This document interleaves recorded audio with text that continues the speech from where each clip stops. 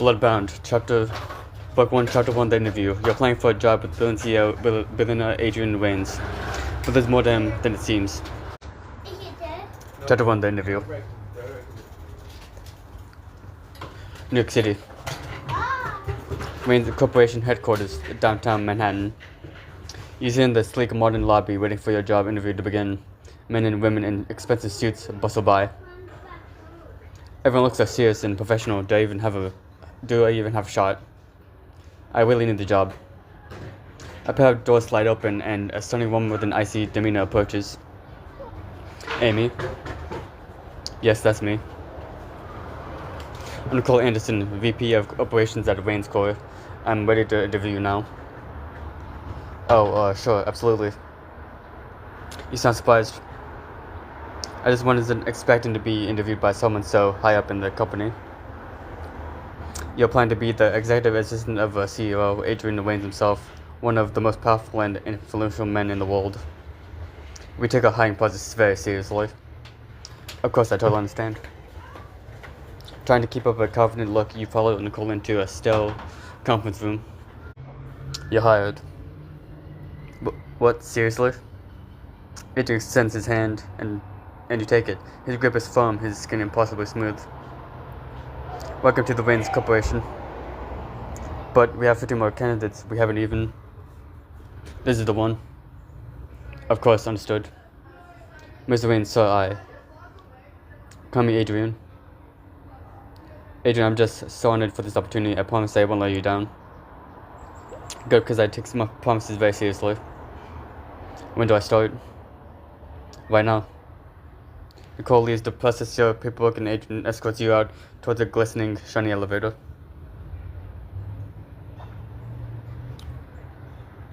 You step into an elevator and Adrian presses his key card to a scanner to make a display with buttons appear. He presses one labeled executive office. So, is this your own private elevator?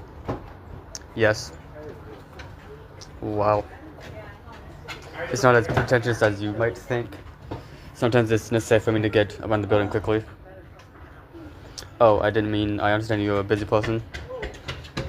One of our jobs is to help me be more efficient so I can get more done. My previous assistant, she didn't understand that. Is that why she's no longer with the company? Something unexpected passes in Adrian's eyes. Guilt? Among other reasons. Adrian turns his steely eyes to yours, studying you almost clinically without a word. His eyes like stars in the night sky. I'll absolutely do my best, sir. I mean, Adrian. I had no doubt you will. That's why I hired you. I'm ready to hit the ground running. What's on the agenda for today? My schedule for the rest of the day is packed. Right now, I need to prepare for a meeting with some very important partners. Got it. How can I help you prepare? I like your initiative. I can order some food to be brought in. There's an incredible Mediterranean place around the corner. Thank you, but we won't need anything to eat, not that you can provide. However, there's something else. Whatever you need. My guests are formidable people at the height of power in their fields, and I'm conducting some delicate negotiations. So I wanted to welcome them with some memorable gifts. You'll be going back down, all the way down, to the basement archives. Is that where the gifts are? Yes, they should have everything ready for you. Afterwards, come find me on the 75th floor conference center. Just be prepared. The archive clerk can be a bit unusual. Adrian reaches into the elevator and pushes me to the basement.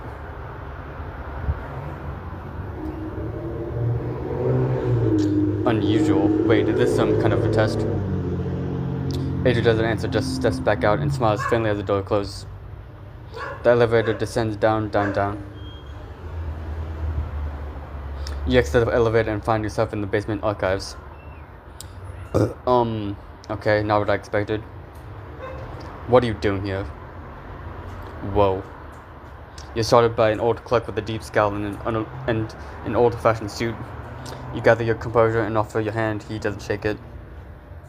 This is a test, right? This has to be a test. I have no idea what you're talking about. Right, I need to pick up some items for Mr. Waynes.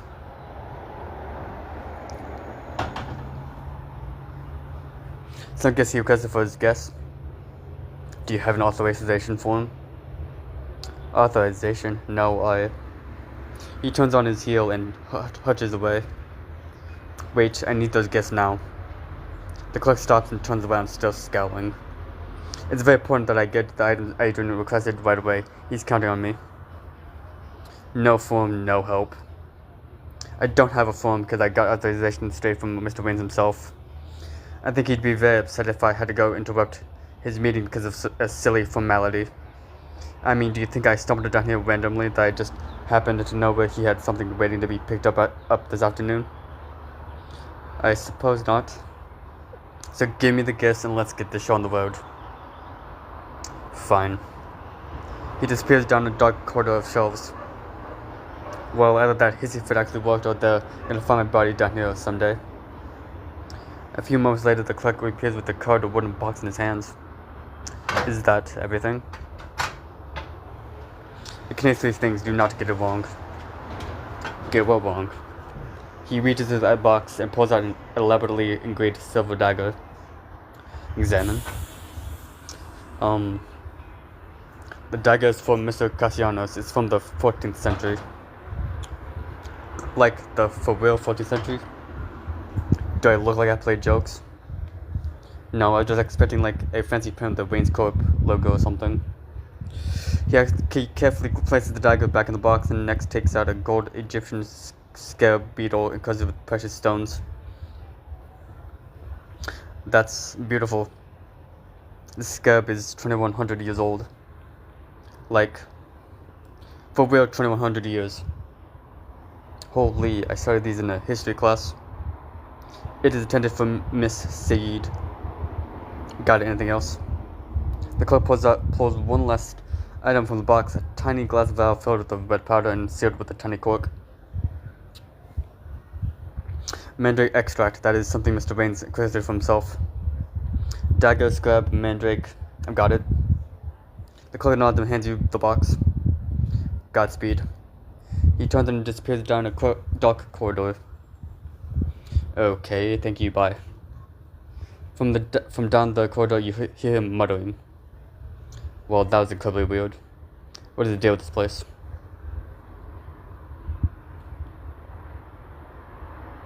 You get back in the elevator, carefully cradling the box and its precious contents. As you ride up in the elevator, you pull your phone out of your pocket with one hand and search mandrake extract. Mandrake extract is hallucinogenic and narcotic. It was historically used to treat melancholy in large doses. However, it can induce delirium or unconsciousness. Okay, like at one point, do I get alarmed? You slide the phone in your pocket and pull out the mandrake file. You hold it up to the light, examining it. The red powder is refined, silky, mysterious. The elevator provides you tuck the valve into your pocket and knock on the door of the conference room. Adrian lets you in. Excellent, Amy, come in please. You see two other people seated at the master table. A stunningly elegant woman with an intense gaze. A slightly older man who looks you up and down with hungry eyes. This is Amy, my new assistant. You do go through them rather quickly. Amy, this is Kamala Said, CEO of Hamenet Financial.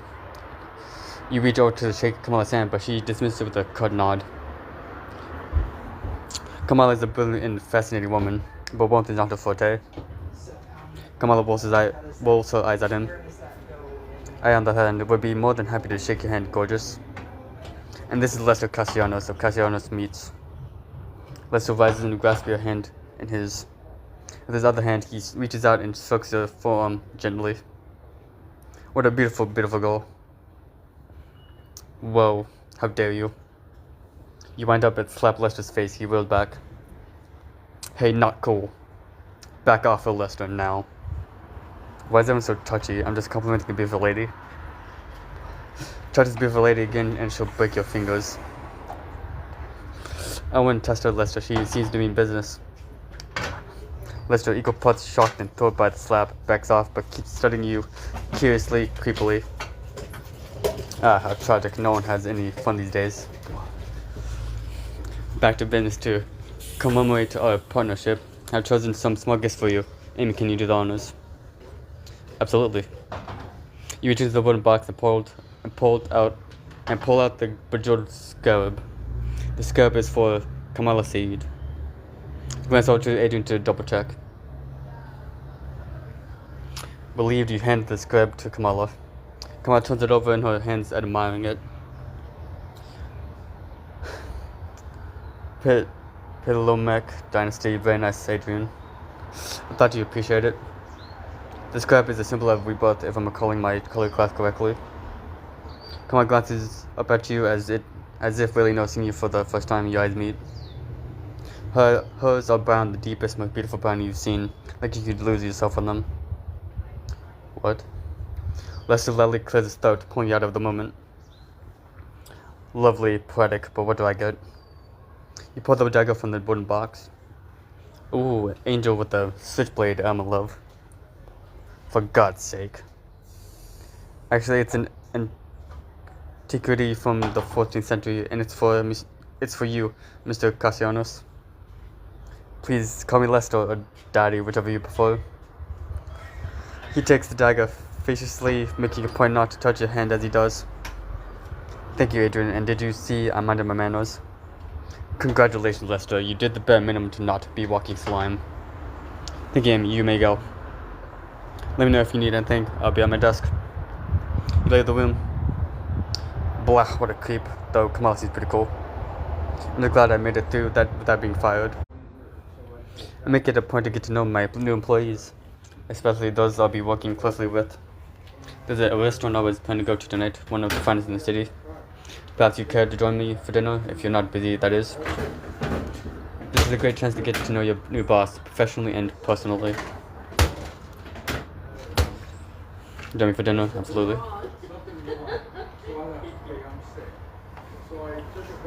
Excellent.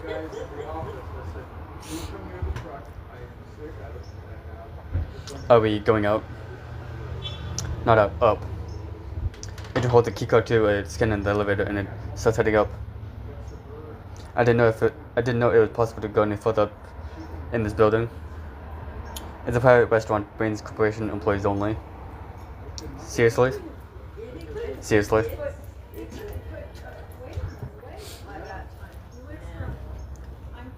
The door is open, revealing a gorgeous private restaurant with an incredible view of the city. Oh my god. Being the CEO, well, it has its perks. A few minutes later, you sit at an elegant table for two with stars above an incredible view across the city. A live band plays mellow jazz. Have you decided? Sorry, what? Adrian tips his head subtly towards the waiter who is standing patiently next to you, waiting for your order. Madam? The waiter in crisp black pants and a white shirt has no pen or pad. He is listening expectantly, his hands clasped behind his back. This place is so amazing I haven't even looked at the menu.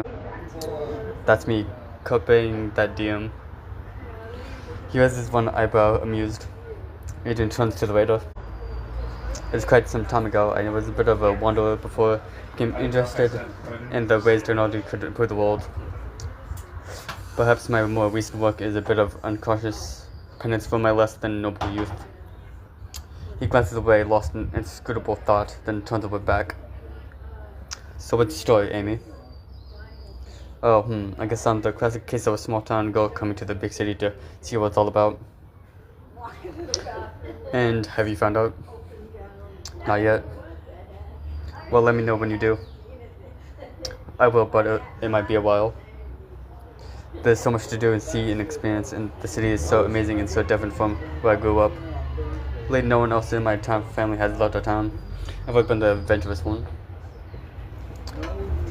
Are your parents worried at all about you being here? Or they've lost their minds? We're talking texts every morning just to make sure I'm alive. But they try to be supportive of whatever I want to do. And what is that? I don't know yet. All I know is I want to be something meaningful. Sounds like we're a good fit. You and the Brains Corporation, that is. Oh, absolutely. When I started the company, I didn't want to limit myself to only one type of investment.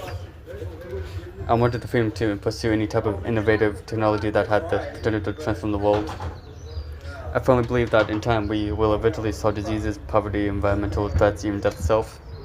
Our capabilities are limitless. Wow. The optimism is so encouraging. If I only play some small part in helping you find your own path, that would be hugely.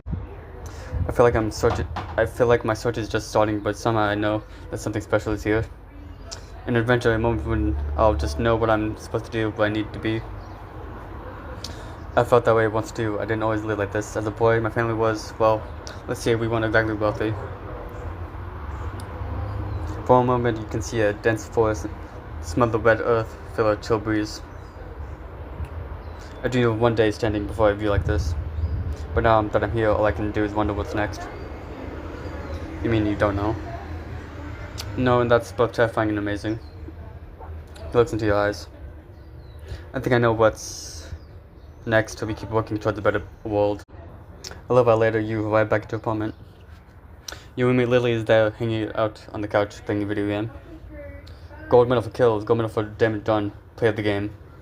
The real play of the game would be getting McCree and Hanzo to kiss. Happy as I am to see you crushing it, didn't you have a date with Melanie tonight? Still waiting for her to text me. Oh. Forget it, tell me all about the new job. It was good. Awesome, overly excited roommate, high five. You empathetically high five Lily. Dude, no one deserves the break more than you. Yeah, you're just happy I can make fun. Not gonna lie, that's a book. Less toast to you being gainfully employed and, wait, what's your actual job anyway? I'm assistant to the CEO. Wait, the CEO, like Adrian Wayne's? Yeah. Oh, Snapalooza, tell me all about him. I'll tell you everything if you have a drink with me. Sure thing, just know that Melanie is supposed to text me any minute. She flex on you all the time. No, she doesn't. Okay, she does. Why do you put up with it? I don't know, honestly. Lily, you deserve someone better. Someone who values you, someone who treats you right. You gave me meets hers for one treasured moment. Someone who appreciates how amazing you are. Lily glances away. I just don't know if I'm quite there yet, but thinks you're the best bestie. No, I'm here for you no matter what. You need to be with someone who appreciates you for your deep awesomeness. You hug Lily. Now where's that bottle of the good stuff we were saving for a rainy day? Or an unemployed day? Lily pulls a bottle of red wine out of the back of the cupboard and opens it. I touch to Adrian Wayne's. You laugh and grab 2 wine glasses from the cabinet. What's he like? He's super hot. Now that's what I'm talking about. Dish. Lily pours the wine into the glasses and it flows like a red waterfall. Something about the color draws your memory. Oh no, wait. What? The red mandrake. A red mandrake, are you into magic now? Because I'm always down for a buff marathon. You pull the small glass vial of the red powder out of your pocket. I've got to give it to Adrian. You throw your jacket on and grab your bag. Sorry, I have to go. You rush out into the night, leaving Lily alone. So, I realized I poured this for us to drink together, but some poor grapes gave the lies for this wine and it would be a tragedy to waste it. They drinks the wine and yours. You dash back to the office, begging the security guard to let you in and take the elevator up to your desk. You see a crack of faint light under the door to Adrian's office just beyond. Phew, he's still there. You push his office door open. Adrian. Oh my god.